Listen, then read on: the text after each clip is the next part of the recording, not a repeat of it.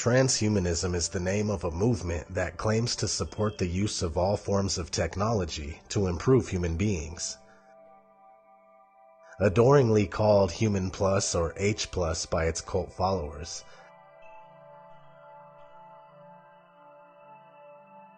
H Plus is also a magazine dedicated to transhumanism.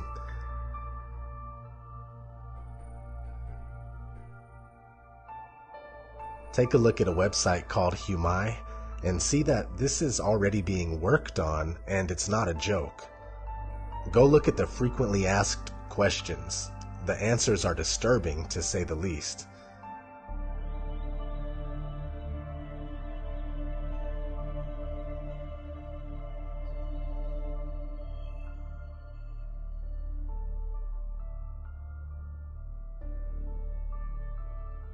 It is far more than just a bunch of harmless and misguided techie nerds dreaming of sci-fi movies and making robots.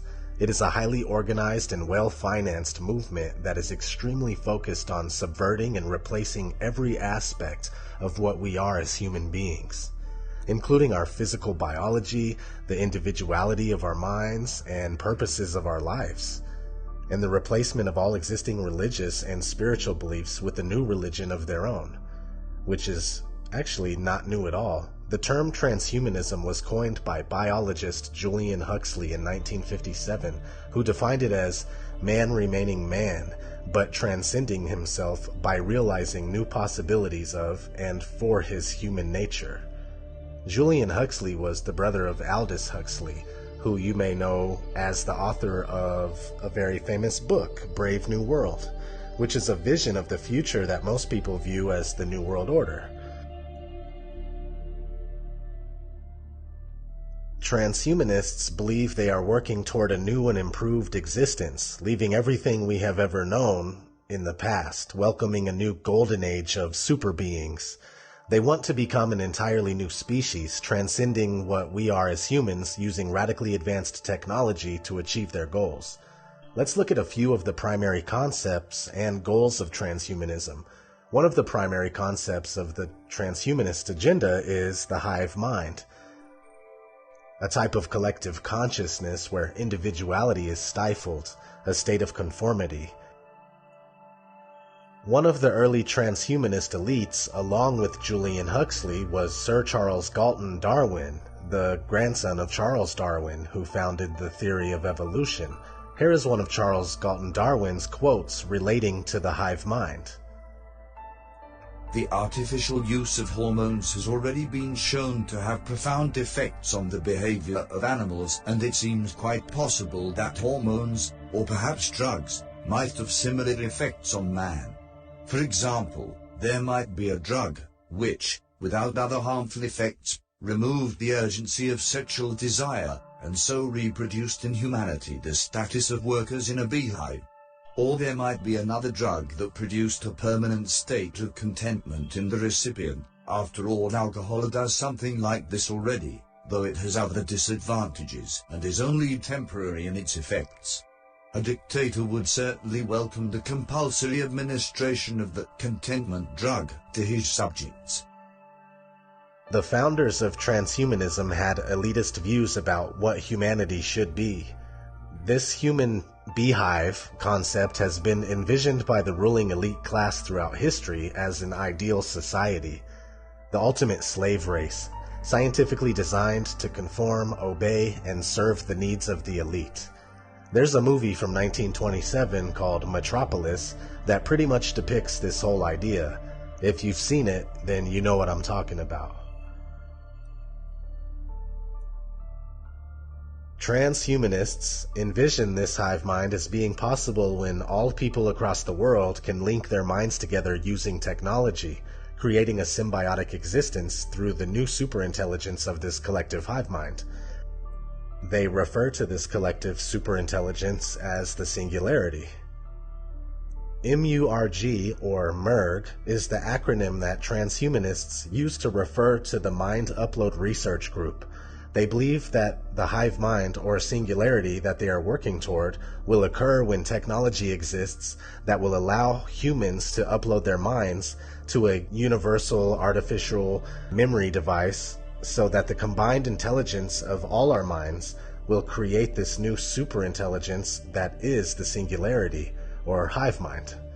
The cult of transhumanism believes that instead of worshiping fictional gods, we should seek to become godlike ourselves.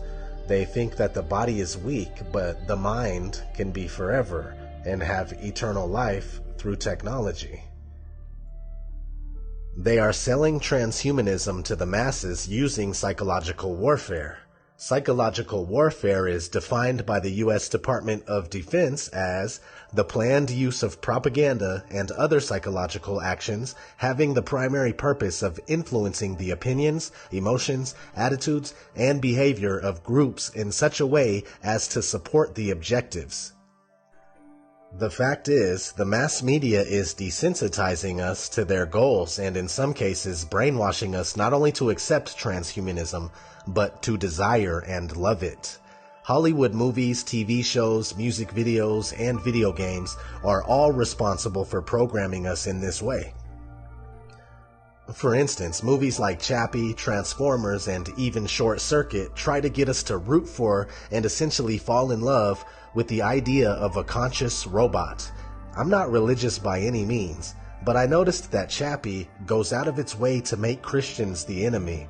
The main antagonist of the movie is a Christian man that believes robots should not be in control of justice or anything else for that matter. Religion or no religion, there is nothing good or beneficial about the way that we are being systematically desensitized to accept a variety of destructive and dangerous ideas, including transhumanism. For deeper and more insightful videos about transhumanism, check out Nicholson 1968.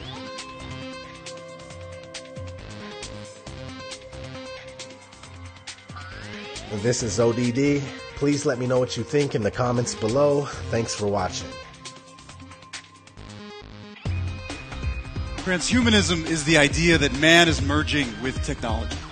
Transhumanism is a term used for a broad range of ideas that technology is greatly enhancing human capabilities.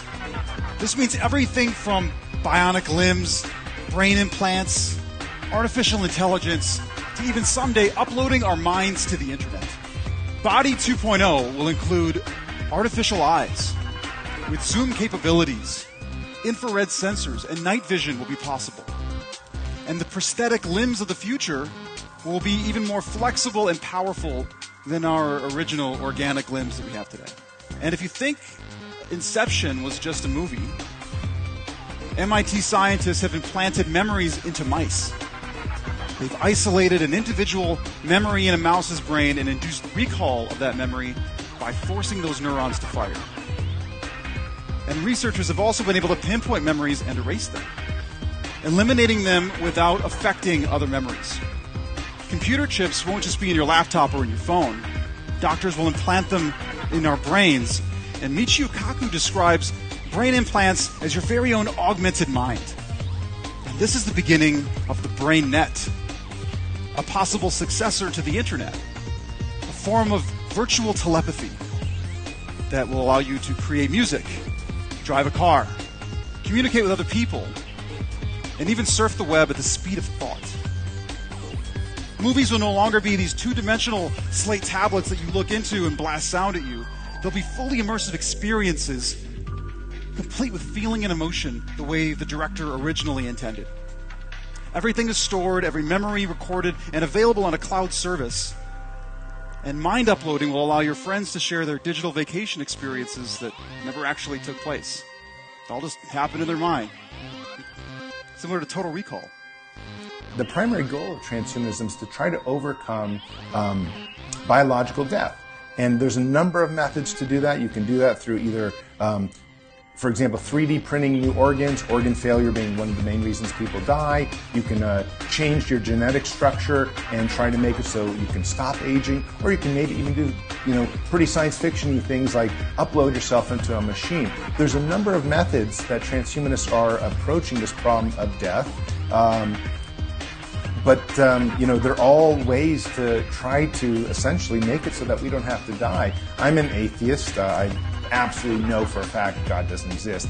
Transhumanism is a good thing. It's not a religious thing. It's not even a philosophical thing. It's as one of our advisors at the Transhumanist Party said the other day, she said, it's common sense. Transhumanism is just plain common sense. It's interesting.